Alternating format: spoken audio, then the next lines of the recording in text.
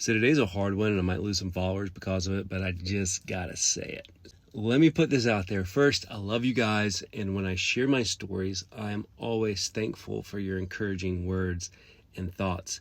But whenever I talk about my family's crazy life as overseas missionaries and charity workers, someone always chimes in with, "That's great. When I get my act together, I can't wait to do something like this."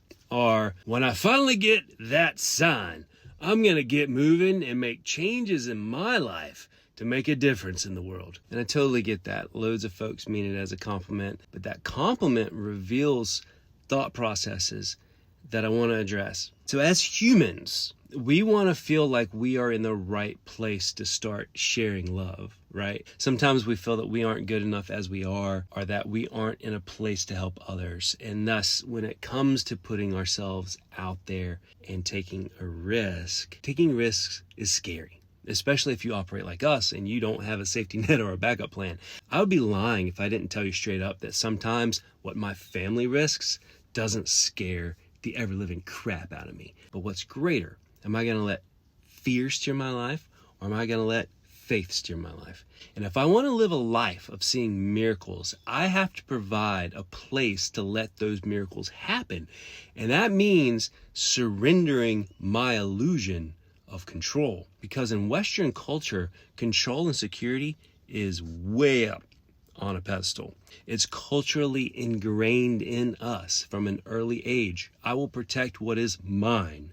I will seek out what is mine. I will get mine.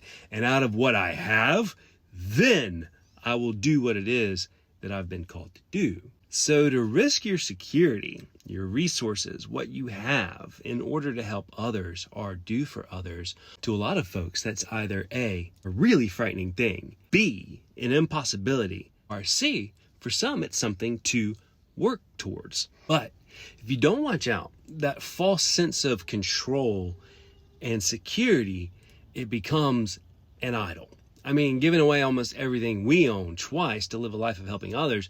I mean, loads of people are not equipped for that style of life. It's not something schools and churches really even teach. So I totally get where that fear comes from. Surrender is something I had to learn and struggle through for a long time. We're culturally ingrained to operate as safely as possible. Our churches are ingrained to operate as safely as possible. It's what we are told is the right thing to do.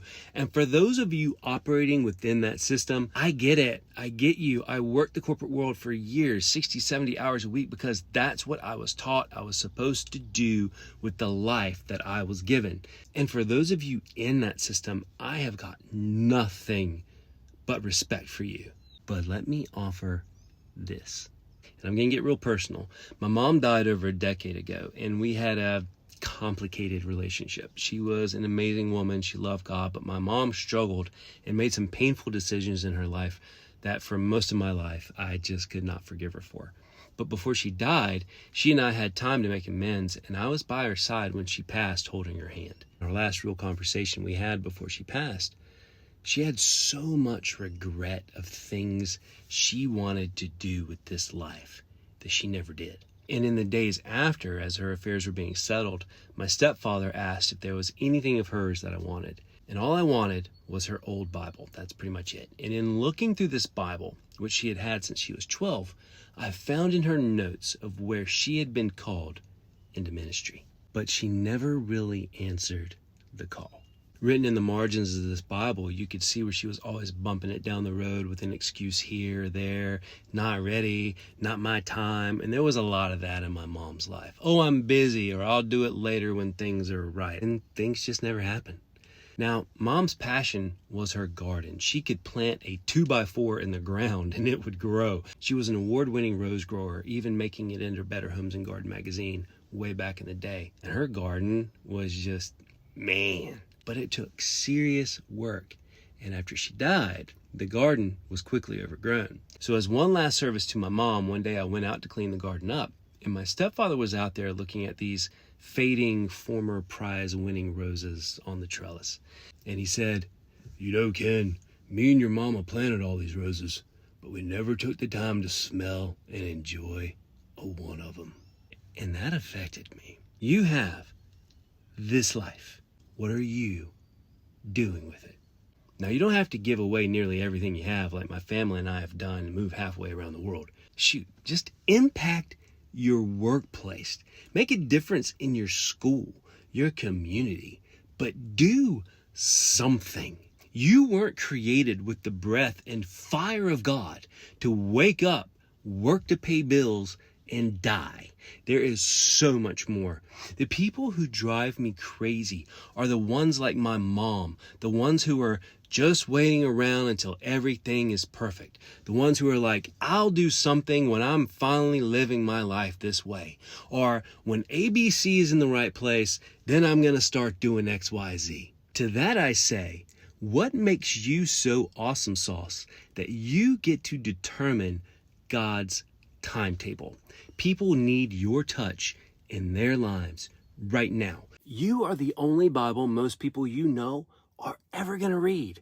Things are never going to be perfect. The time is never going to be exactly right. I mean, we can keep going around and around this mountain, Moses, but when you're given a dream and have a chance to change lives, you got to stop to think what it actually is that's stopping you from stepping into your promised land.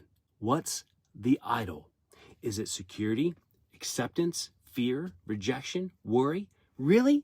You're going to waste your time with all of that? If you're just waiting for a sign from God, or you're trying to get your act together so God can do something through your life, that's just an excuse to do nothing.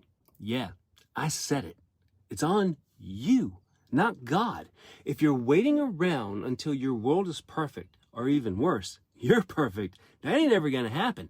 Nothing will ever get done.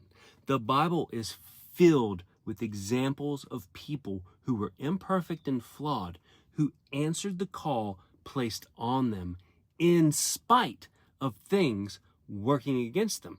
Off the top of my head, Noah drank too much. Abraham and Sarah were way too old. Isaac was too much up in his head. Jacob was a cheater. Joseph was wrongly imprisoned. Moses was a murderer with a speech impediment. Gideon was a coward. Rahab was a prostitute. David murdered his friend so he could steal his friend's wife. Wow. Elijah was so depressed he wanted to kill himself. Isaiah preached naked for 3 years. Ezekiel cooked his food over animal poop. Jonah hated the people he was supposed to help save. I'm not even going into Job. Mary was pregnant before marriage, which was the equivalent of bringing down earthquaking shame for life in her culture. Mary and Joseph both lost the Son of God for 3 days, and Jesus hailed from Nazareth, which was literally the first century equivalent of being from the most broken down trailer park in the country. And when Jesus preached his first sermon in his hometown, it was so unsuccessful that he made those that he grew up with so mad they tried to kill him. The Samaritan woman was on her 5th husband. Lazarus was dead. The disciples all abandoned Jesus in his greatest hour of need. Peter denied Jesus 3 times, even after seeing him transfigured on the mountain. Paul hunted down and killed Christians.